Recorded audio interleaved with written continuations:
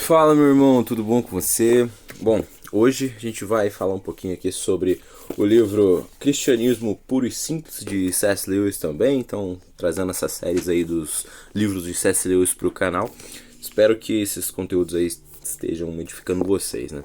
Semelhante ao livro Cartas de um Diabo ao Seu Aprendiz, que a gente já tá fazendo uma série aqui no canal, inclusive se você não viu ainda, dá uma olhada na playlist ali, assista, um conteúdo bem massa.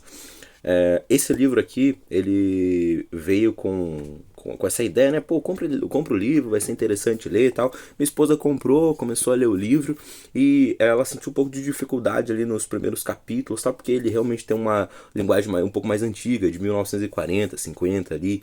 Então, necessita de um olhar mais técnico pros capítulos para conseguir entender bonitinho ali. Não é linear, não é uma história e tal. Como ler uma tese. Então, eu vou trazer esses vídeos aqui também para facilitar o entendimento de quem comprou um livro, não entendeu nada, ouviu alguém falando que o livro é maravilhoso, mas quando você foi ler você não teve essa experiência de realmente ser um conteúdo tão maravilhoso quanto todo mundo estava dizendo. Então, hoje a gente vai falar sobre o primeiro capítulo, né? Então eu vou abrir aqui ele no primeiro capítulo pra gente conversar. Ele tem um prefácio, uma introdução bem grandinha. O primeiro capítulo começa na página 29. Bom, vamos lá então. O primeiro capítulo ele vai falar sobre a lei da natureza humana, tá? E aqui ele coloca um ponto muito importante, que até um filósofo bem famoso chamado Nietzsche começou uma linha de pensamento com relação a isso, chamado niilismo, tá? Você tem um pouco mais de curiosidade, quer ir atrás disso para entender como funciona um pouco mais desse conteúdo. O Nietzsche ele vai falar sobre niilismo, que trata desse assunto aqui, é niilismo. Bom, então, vamos lá. Como que funciona esse capítulo, então? Ele vai abordar o tema da lei da natureza humana. Ele começa falando que antigamente eles falavam da lei natural. E o que é essa lei natural? Bom, a lei natural é a sua consciência ter o poder de te dizer o que é certo e o que é errado fazer. Tá? Então, você sabe que roubar é errado, você sabe que incesto é errado, você sabe que imoralidade sexual é errado. A grande questão que ele aborda no primeiro livro é por que você sabe que isso é errado? E de onde que saiu essa lei natural, né? Então ele fala que antigamente os primeiros pensadores chamavam de lei natural, mas com o passar do tempo ela foi perdendo sentido. Porque eles chamavam de lei natural porque eles entendiam que era óbvio que todo mundo sabia o que é certo e o que é errado. Todo mundo sabia o que era bom e não fazer. Veja que interessante. Pode até chegar alguém para você e falar o seguinte: bem, Lucas, mas eu não acredito em certo e errado. Eu acredito que eu quero fazer o que me dá prazer, eu vou fazer o que faz sentido aqui. Talvez um pouquinho tempo depois que a pessoa fale isso para você, ela volte atrás. Veja um exemplo.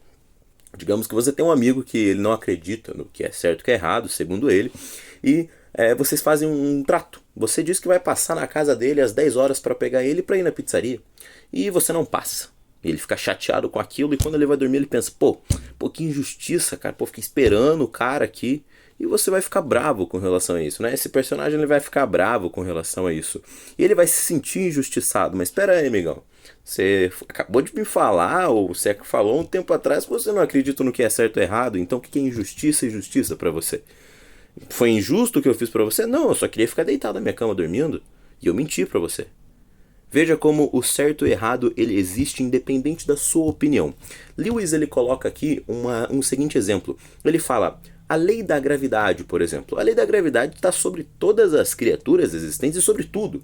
Então eu tenho, por exemplo, um avião. Se eu pular de um avião, eu vou cair no chão. Dependendo da altura, um avião é uma altura boa o suficiente para eu até não levantar mais do chão, né? Tem até aquela piadinha que o pessoal fala que você só pode pular no avião sem paraquedas apenas uma vez, né? Mas que você pode pular, você pode. Bom, mas qual que é a questão aqui? A lei da gravidade, ela está sobre todas as coisas. Se eu tô com esse livro aqui, se eu solto ele, ele vai cair. Não tem nada que eu faça para impedir o movimento natural dele de cair. A lei natural humana, ela também fala desse certo e errado como sendo algo intrínseco. A diferença é que isso aqui, o livro cair, é imparável. Eu não consigo fazer o livro não cair. Mas a lei humana, como bem Paulo, ou melhor, como Paulo dizia lá atrás, o bem que eu quero fazer não faço, mas o mal que eu não quero, este sim acabo cometendo, né? A lei natural humana ela pode ser quebrada por você. E esse é o assunto principal do primeiro livro, do primeiro capítulo, né? E só enfatizando uma situação muito interessante aqui que ele fala, né?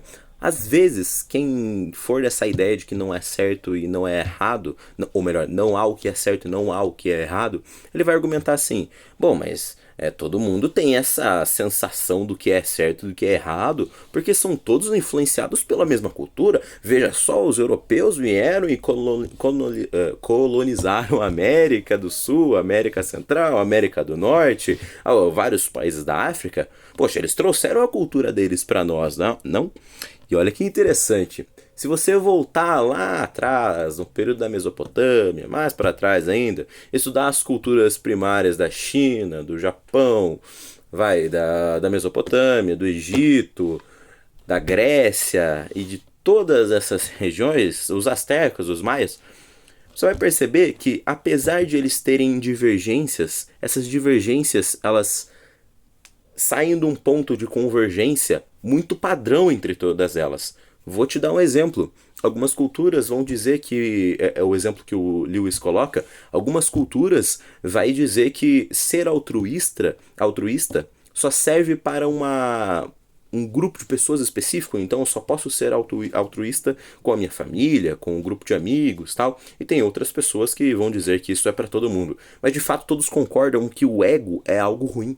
O ego não é nem um pouco glorificado ou exaltado ou ser um motivo de vanglória em nenhuma cultura. Nenhuma cultura vai aplaudir o ego, nenhuma cultura vai aplaudir esse tipo de situação. Então veja que mesmo pessoas em continentes totalmente distintos, eles têm um ponto de convergência, esse exemplo aqui. Outro exemplo também que o Lewis traz, além do ego, deixa eu pegar aqui para mostrar para vocês que isso é muito interessante. Esse já é o capítulo 3, aqui o capítulo 2, está aqui na última página já.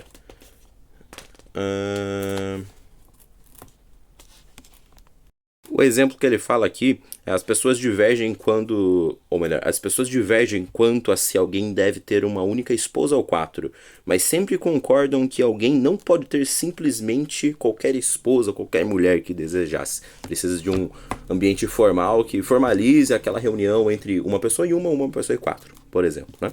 Então a gente tem sim essas regras. E uma última coisa que eu gostaria de pontuar aqui com relação ao livro que ele fala também, fala que eu vou até ler aqui para ficar mais interessante. Veja, você acaba percebendo que é somente para o nosso mau comportamento que damos todas essas explicações e é só o nosso mau humor que procuramos justificar pelo cansaço, pela ansiedade ou pela fome.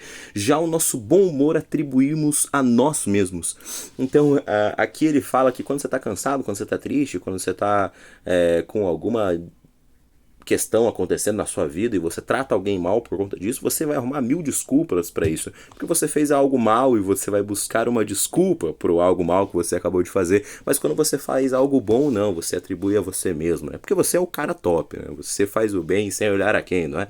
Então ele trata dessa situação aqui de uma forma muito interessante, né? Bom, gente, esse foi o primeiro capítulo. Espero trazer mais vídeos aqui explicando os próximos capítulos. Esse livro é um pouquinho maior do que o livro do outro livro do C.S. Lewis, o Diabo, Cartas de um Diabo ao Seu Aprendiz. Mas espero que esse conteúdo edifique a sua vida também. Um bom dia, uma boa tarde, uma boa noite, que o Senhor fique com vocês. Fechou? Até o próximo vídeo.